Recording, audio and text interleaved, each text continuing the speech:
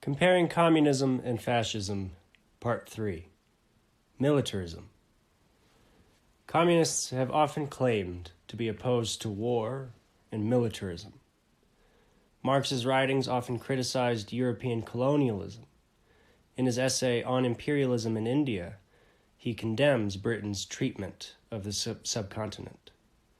Lenin's famous tract, Imperialism, the Highest Stage of Capitalism, is a distinctly anti-imperialist book that also makes a veiled critique of the states engaged in the First World War. The Bolshevik slogan of peace, land, and bread likewise indicates a rhetorical condemnation of war and militarism. This slogan was further backed up by the Treaty of Brest-Litovsk that ended the Eastern Front of World War I. During that same conflict, American socialists like Eugene Debs were famous for the defiance of the government's war aims. Furthermore, there were various communist or socialist elements in the American peace movement in the 1960s. Despite these flourishes of rhetoric and claims of being parties for peace, communist regimes the world over have engaged in wars of aggression or otherwise assisted others in their aggressive wars. The communists had their own particular brand of militarism, often cloaked in the rhetoric of global revolution. For one thing, from the very beginning of the communist movement, they have made their intentions and their goals known. Marx and Engels envisioned that the coming proletarian uprising would be a revolution on a global scale. They predicted that the revolution would first happen in the industrialized nations and then spread elsewhere, with the help of the new communist nations. The Soviet Constitution of 1924 declared itself to be, quote, a decisive step by way of uniting the workers of all countries into one world Soviet Socialist Republic, unquote. From the start, the communists' ambitions were global in scope, and they were more than willing to use violence to satiate those ambitions. As was discussed in the previous video, Marx essentially justified British imperialism in India because it furthered the progress of the dialectic. Even if the British had not been engaged in the destruction of Indian culture, it would inevitably be necessary for the socialists to engage in this destruction. Not only in theory, but in practice, the communist regimes have engaged in conquest and militarism in wars of aggression. From the beginning of the Soviet Union, the USSR engaged in imperialism and conquest. Immediately following the October coup of 1917, Russia was plunged into a civil war that was started and facilitated by the Bolsheviks. Felix Dzerzhinsky, the head of the Cheka secret police, discussed the need of a Red Army. In 1918, Dzerzhinsky noted that the army needed to be, quote, a light, flexible structure that could swing into action at a moment's notice without any bureaucratic interference. There were no restrictions when the time came for the iron fist of the dictatorship of the proletariat to smite its foe, unquote.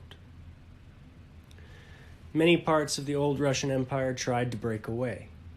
The Soviets brought them to heel and forced them to become Soviet republics.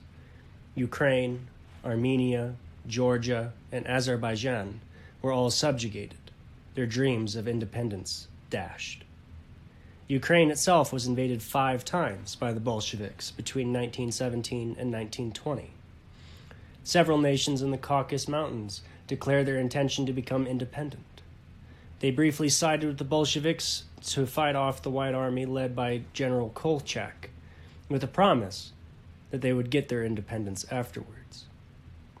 Once the Whites had been defeated, the Reds betrayed their erstwhile allies, forcing the Caucasus and Turkestan into the new Soviet Empire. The Soviets further tried to expand their empire against the newly independent Poland. The Soviet Union launched a war of aggression against tiny Poland in 1920. They were quickly rebuffed. Soviet militarism did not end after the Civil War. Following the war, politics within the Communist Party became increasingly militaristic.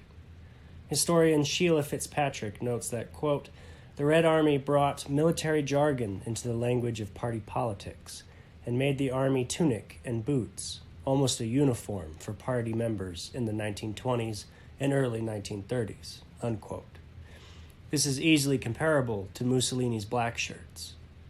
Historian Richard Overy makes a similar observation when he writes that, quote, "Increasingly militaristic language of battles and campaigns used to define the economic ambitions of the regime," unquote. Furthermore, throughout the 1920s and the 1930s, the Soviet military grew exponentially.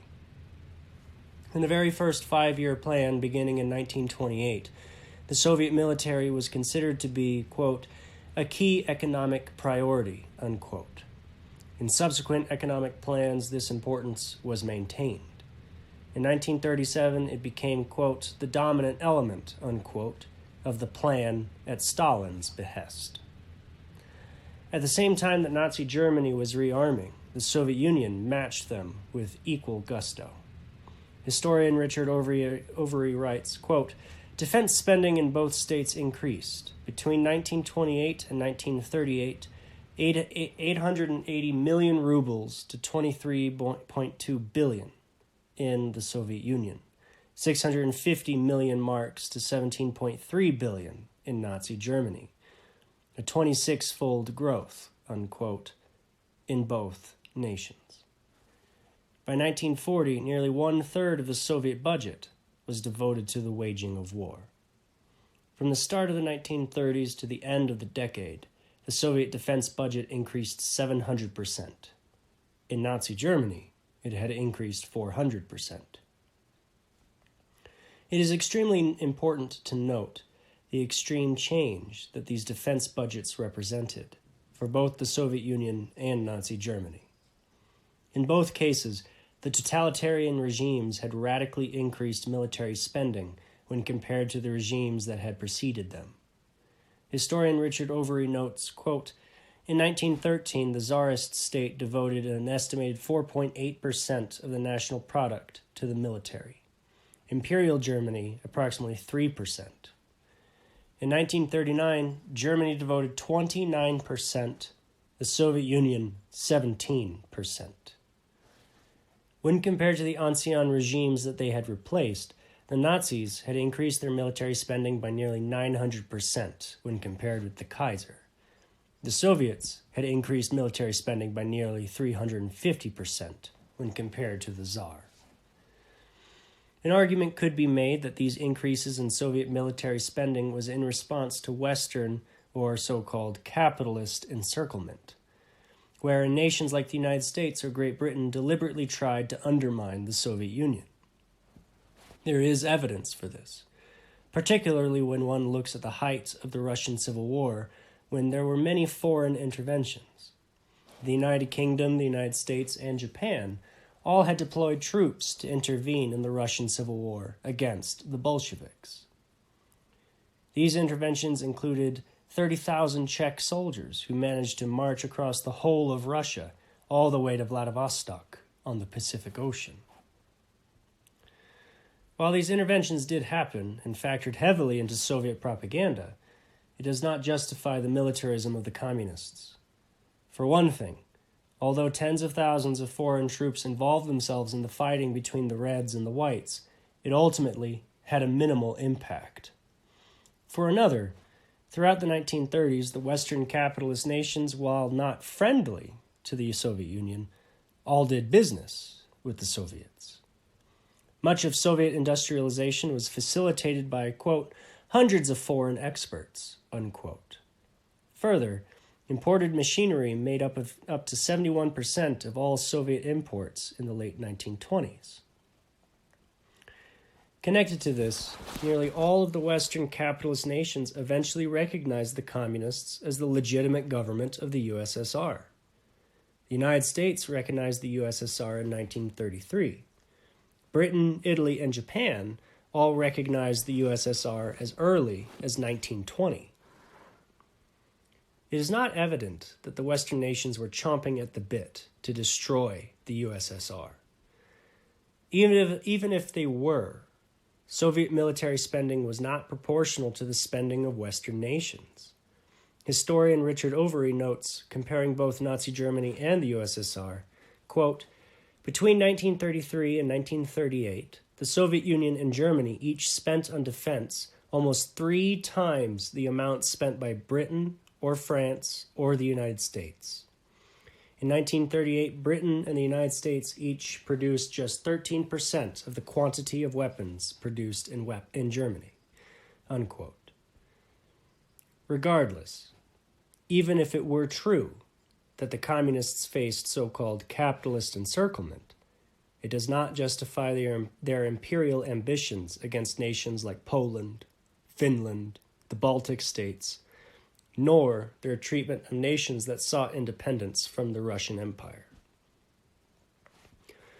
While the Soviets claimed that they were constantly being surrounded by enemy nations that therefore justified their military spending and their totalitarian rule, in actuality, it was largely just a propaganda piece. Indeed, the communists themselves instigated a sense that the capitalists and communists could not live in peace. Stalin once told a delegation of Americans in 1927, quote, "In course of further development of international revolution, there will emerge 2 centers of world significance, a socialist center, drawing to itself the countries which tend toward socialism, and a capitalist center, drawing to itself the countries that incline toward capitalism. Battle between these 2 centers for command of world economy will decide the fate of capitalism and of communism in the entire world." Unquote. The communists justified their militarism by a sense of siege, the verge of a cataclysmic war. And yet, they themselves did much to propagate this view, a rather circular propaganda. Regardless of their reasons, it is nevertheless true that the Soviets continually grew their military strength. While their military strength grew, their ambitions likewise grew. Even though the Comintern had denounced the fascists as counter-revolutionaries and reactionaries, and even though the Soviets famously lost 20 million people fighting the Nazis, for a brief period, the Soviet Union was allied with Nazi Germany. In 1939, Stalin actively sought a friendship with the other totalitarian regime of Europe. This friendship was famously consummated in the Molotov-Ribbentrop Pact in August of 1939. As part of this deal, the Soviet Union and Nazi Germany worked together to cut Poland in half. Not only Poland was sacrificed. The Soviets used the Molotov-Ribbentrop Pact to open up the door to Lithuania, Latvia, and Estonia. This pact of friendship lasted for 2 years. The USSR and Germany were officially allies, while the Nazis smashed through French resistance and sent the British Army retreating across the English Channel. General Oleg Sarin and Colonel Lev Dvoretsky, formerly of the Red Army, make the argument that while the agreement to split Poland in half was part of a non-aggression pact, secretly, both parties were plotting against each other. This is obvious in Nazi Germany's Operation Barbarossa, but Sarin and Dvoretsky argue that Stalin was at the same time, quote, "preparing a preventative strike at Germany," unquote. The Soviets in no way recognized Poland's right to independence, let alone existence. The Soviet regime described areas of eastern Poland as Western Belorussia and Western Ukraine. Using this rhetoric, the Soviets were implying directly that these areas of Poland rightly belonged to the Soviet Union. They further justified their invasion by stating that they were saving eastern Poland from Polish fascist occupation. The irony of this should be palpable. The Soviet Union, in an agreement with Nazi Germany, invaded eastern Poland in the name of fighting fascism. The Soviet invasion of Poland was entirely motivated by territorial and imperial ambition. They were intent on fully integrating Eastern Poland into the USSR. In the Soviet-occupied zones, intellectuals of all stripes were targeted for repression or liquidation. School teachers were replaced en masse, and school curricula were rewritten to favor the communist line.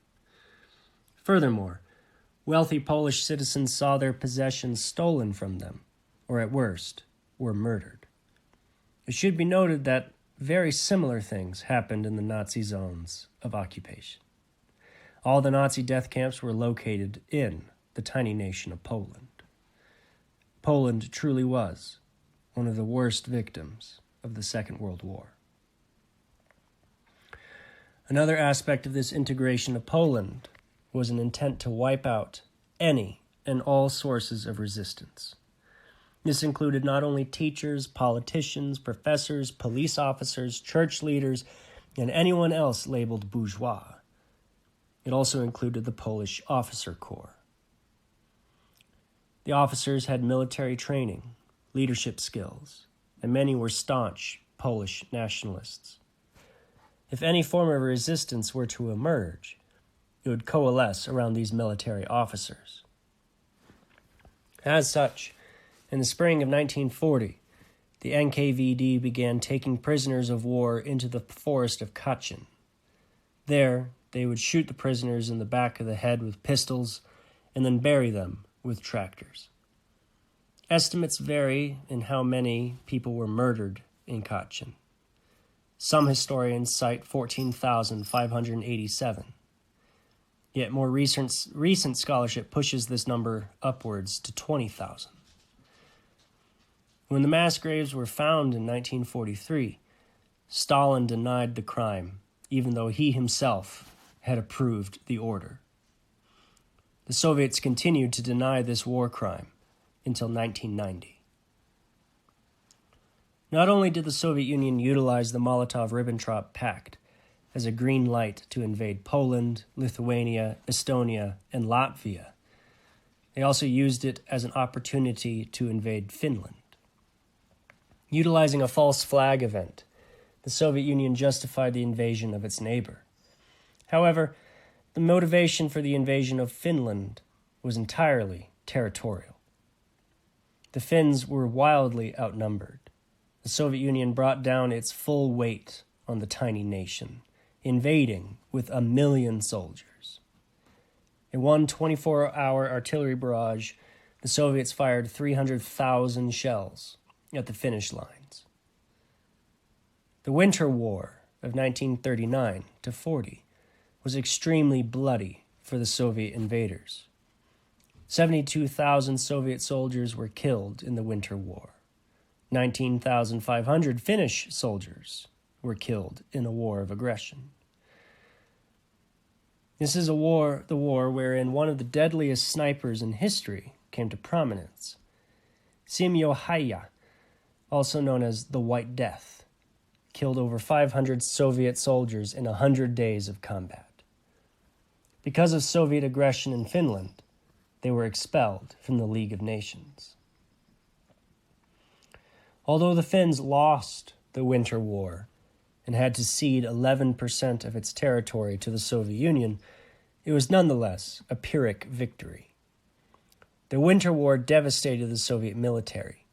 Stalin, in his anger, purged the officer corps, sending generals to concentration camps. This decision would invariably put the Soviet Union at an initial disadvantage when the Germans invaded.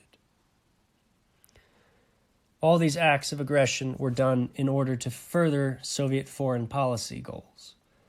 All these moves against their neighbors at the start of World War II were done, according to Andrei Zhdanov, in order to, quote, extend the position of socialism, unquote. Zhdanov was a key figure in the Supreme Soviet Foreign Policy Committee. The claim was made that these were actions made in self-defense, or in order to liberate the proletariat. But these claims are merely propaganda. Following World War II, the Soviet Union treated Eastern Europe as its own fiefdom, and they wielded power over the region with imperial arrogance. In the summer of 1953, Soviet tanks put down a revolt of East Berlin workers. 51 people were killed, 2 of which were crushed to death by the treads of tanks. Following the military intervention, 7,000 people were arrested in an ongoing repression. Similarly, the Soviet Union directly intervened with combat troops in Hungary in 1956 and Czechoslovakia in 1968. In Hungary, at least 3,000 people were killed by Soviet troops. Another 15,000 were wounded. Like other repressions, it did not end when the gunshots ceased. In the weeks that followed the Budapest uprising, at least 25,000 people were jailed. Around 200,000 fled the country. In the years following the defeat of the Budapest uprising, Hungarian professor Miklós Haracsi noted that, quote, "For decades, Hungary has been a textbook model of a pacified, post-Stalinist neo-colony," unquote. The Soviet invasion of Czechoslovakia in 1968 was particularly severe. The Prague Spring was crushed mercilessly. To properly convey the severity, one should note that Nazi Germany invaded France in 1940 with 2,500 tanks. A year later, the Nazis used 3,580 tanks to invade the Soviet Union. In comparison, when the Soviet Union invaded Czechoslovakia, a significantly smaller nation, the Soviets used 165,000 Red Army troops and 4,600 tanks. The subsequent occupation was supported by 6,300 tanks, 2,000 artillery pieces, and 400,000 soldiers. In crushing the democratic rebellion in a small nation, the Soviet Union brought to bear more weapons and soldiers than the Nazi war machine had brought to France or the USSR. The Soviet Union pressured its Eastern European colonies to progressively militarize to prepare for a Third World War. By the early 1950s, Czechoslovakia's military spending had increased 700%. The 1953 budget was 10 times higher than the 1948 budget, and the Czechoslovak army doubled in size, all during a time of ostensible peace. Soviet influence and communist militarism were not restricted to Eastern Europe. That poison tree bore fruit in East Asia as well. For one thing, the Soviet Union had been providing weapons and supplies and aid to Mao Zedong throughout the Chinese Civil War. Arguably, Maoist communism was birthed in the fires of war with the Kuomintang. Historian Jean-Louis Margolin notes that the Chinese communists were, quote, "concentrating the energy of the revolution on the construction of a state and focusing the efforts of that state, which was to be warlike by nature, on forming a strong army to crush the enemy. There is nothing surprising in the fact that the military and repressive apparatus was present from the very beginning," unquote. Margolin further notes that militaristic nature of the Chinese communists was not restricted to the battlefield. It was imposed upon the civilian population. Margolin writes, quote, "Wherever Chinese communism triumphed, it was the socialism of the barracks, of courts-martial, and of firing squads that took power," unquote. Stalin, Mao, and Kim Il-sung all conspired together to launch an aggressive war of conquest against South Korea. Stalin wrote in a letter to Mao explaining the necessity of launching a war in Korea sooner rather than later. Stalin believed that a Third World War was inevitable, and that the United States would be unable to counter a united communist front. Stalin wrote, quote, "The USA cannot allow itself to be involved in a large-scale war. Consequently, China will be involved in conjunction with the USSR, as we are tied together by our mutual assistance treaty. Shall we be afraid of this? To my mind, we shall not, because together we will be stronger than the USA and England. If a war is inevitable, let it come now and not several years later." Unquote. Stalin was more than willing to play nuclear chicken with the United States to further the communist agenda. Mao agreed with Stalin, writing, quote, "If we have to fight, it will be better to fight now." Unquote. The North Korean communists, under the leadership of Kim Il-sung, were chomping at the bit to initiate the aggressive war. Historian Pierre Rigolot observes that, quote, "Kim Il-sung was impatient to overthrow what he was already calling the American puppets. The puppets in question had a much smaller army than the North Koreans." Unquote. With a green light from both Stalin and Mao, the North Koreans invaded their neighbor on June 25, 1950. 75,000 North Korean soldiers streamed across the 38th parallel in a surprise attack. This was purely a war of aggression, the communists seeking their own territorial and political gain. Pierre Rigolot observes as much when he writes that, quote, "Few wars have been so clearly designed to extend the communist zone of influence." While this was certainly a proxy war in the larger Cold War, the Soviet Union nevertheless intervened in the Korean War very directly. The Soviet Union provided massive amounts of ammunition, equipment, and advisors to the North Koreans to keep their war effort going. Between 1950 and 1953, the Soviets sent so many aircraft that it effectively quadrupled the North Korea's air force. Soviet pilots helped the North Koreans directly. Soviet pilots wearing North Korean uniforms flew 19,203 sorties in 1950 to 51 alone. During that time frame, Soviet fighter pilots destroyed 964 American and United Nations planes. Soviet and American pilots were actively engaged in combat over the skies of North Korea. The United States government was aware of this, but did not disclose the information to the public, lest the outcry lead to a nuclear exchange. The Soviet Union was tempting fate. The war raged on the peninsula for another 3 years, during which time the lines pushed back and forth before reaching a stalemate, roughly along the 38th parallel. 50,000 Americans died in fighting against both the Chinese and the North Koreans. 200,000 North Korean soldiers were killed in the fighting, along with nearly 500,000 Chinese troops. But overall, the worst victims were the civilians of both North and South Korea, of which over 1 million were killed in the crossfire. While the communists claimed that these civilian deaths were the fault of the United States, it must be remembered that the war itself was started by Kim Il-sung, Mao Zedong, and Joseph Stalin. Rigolot notes, quote, "All this suffering was attributable to actions by the communist regime in North Korea." Unquote.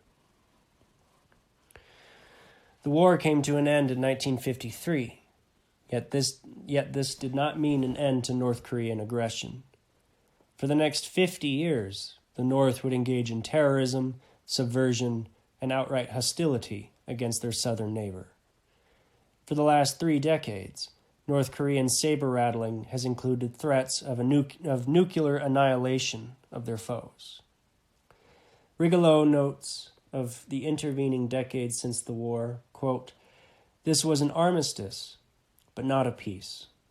Subsequent incursions and attacks by the North on the South against both civilians and military personnel have claimed many lives." Unquote. Like the Korean War, the USSR intervened in Vietnam. The Soviet Union provided aircraft, radar, anti-aircraft rocket systems, ammunition, food, and medical supplies to North Vietnam throughout the Vietnam War. Besides equipment, the the Soviet Union provided technical assistance in the form of both military advisors as well as Vietnamese soldiers being educated at Soviet military schools. Similar to the Korean War, Soviet advisors often directly engaged in combat with American forces. Sarin and Dvoretsky argue that, quote, the real purpose of Soviet involvement in Vietnam was to spread world communism and strengthen its influence in the world, not to upgrade the lot of the poor people of Vietnam, unquote. Furthermore, North Vietnam was continuously engaged in aggression against South Vietnam, a nation that was formally recognized by several nations. The communists ignored these sovereign rights in their terror campaigns. After 1975, South Vietnam was dismantled as an independent entity and forced under the communist yoke.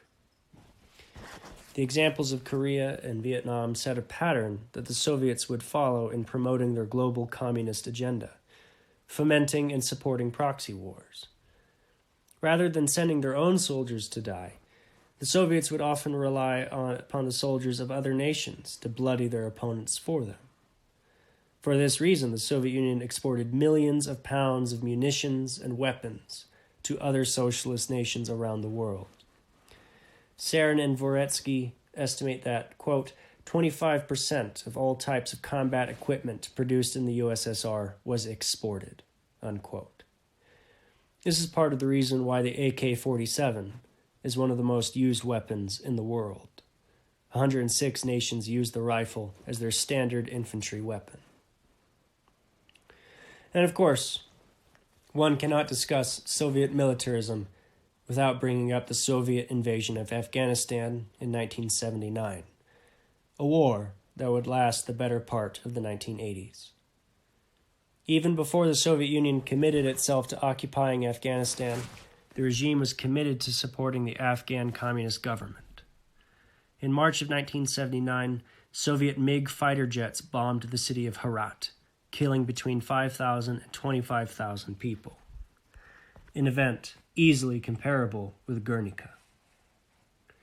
The Soviet Union invaded Afghanistan in late 1979, claiming that they were merely, quote, offering fraternal assistance to the authorities in Kabul, unquote. While the Soviets claimed that their intervention was done in the name of international fraternity, their campaign against the Afghans was absolutely devastating to that poor country. More than 500,000 Soviet troops were deployed to Afghanistan, along with thousands of tanks and helicopters. According to declassified CIA documents, in 1985 alone, the Soviets utilized over 40,000 metric tons of munitions. The war was an expensive endeavor for the Soviet Union. In the years before the invasion, the Soviets had provided around 3 billion rubles in aid to the Afghan communists. In 1985, they spent the same amount maintaining their occupation. By 1987, the war had cost the Soviets nearly 15 billion rubles. The CIA estimated that there were around 35,000 Soviet casualties in the first 7 years of the war. Around 15,000 Soviets were killed in Afghanistan. Other sources corroborate this figure. While Soviet losses were moderate, the bulk of the human suffering was borne by the Afghan people. When the Soviets invaded Afghanistan, 15.5 million people lived there. Within the first 3 years of the war, nearly 3 million had fled the country. By the time the Soviets retreated, there were 5 million Afghan refugees, not including an additional 2 million internally displaced people. The Soviet war machine forced nearly half of all Afghans to flee their homes. Estimates vary for how many Afghans were harmed by the Soviet invasion, but what can be certain is that at least 1.5 million Afghans were killed, with somewhere between 2 and 4 million being wounded. Nearly 90% of all Afghan casualties were civilians. These statistics indicate either that the Soviets were behaving with extreme negligence and using indiscriminate tactics, or that it was part of a plan to destroy Afghan culture and society. Shah Bazgar, an Afghan national, believed that the Soviets were acting deliberately to destroy his country. Recalling the events in his homeland, observed of the Soviets, quote, "The barbarism was worse than instinctive and appeared to be planned. They knew that in carrying out such acts they were destroying the very foundation of our society," unquote. Much like the Winter War, while the Soviets had devastated their opponents, it was a losing prospect. The Soviets were bloodied by the Afghan Mujahideen. It is estimated that by 1985, the Afghans had shot down 300 Soviet aircraft, mostly helicopters. This represented nearly 1/3 of that year's aircraft procurement by the military. The war was an expensive endeavor for the Soviet Union. In the years before the invasion, the Soviets had provided around 3 billion rubles in aid to the Afghan communists. In 1985, they spent that same amount maintaining their occupation. By 1987, the war had cost the Soviets nearly 15 billion rubles. Throughout its existence, the Soviet Union continually increased its military budget, spending vast quantities on weapons, ammunition, equipment, nuclear weapons, fighter jets, helicopters, and all of the accoutrements of modern warfare. The following graph demonstrates how many bases and establishments the Soviets had over time. They reached their peak at the end of the USSR's existence. This video has focused heavily upon the Soviet Union, but they were not alone. Nearly every other communist nation was a heavily militarized state, either preparing for confrontations with its capitalist enemies or actively engaging in aggression or helping others to engage in aggression. The Castro regime helped to foment revolutionary terrorism throughout Latin America, as well as providing weapons and expertise on the battlefields of Africa. Vietnam and Cambodia engaged in bloody border clashes. The Eastern European satellites were constantly preparing for the Third World War. The Chinese and the Soviets together almost started a Third World War in fomenting the Korean War. From its inception, communism, particularly the Marxist-Leninist variants, has had global aspirations, a willingness to use violence to pursue those aspirations, and of course, many historical examples of engaging in aggression, all in the name of the brotherhood of man. Given these factors, it is more than fair to say that the communists were militaristic in a similar fashion as the fascists.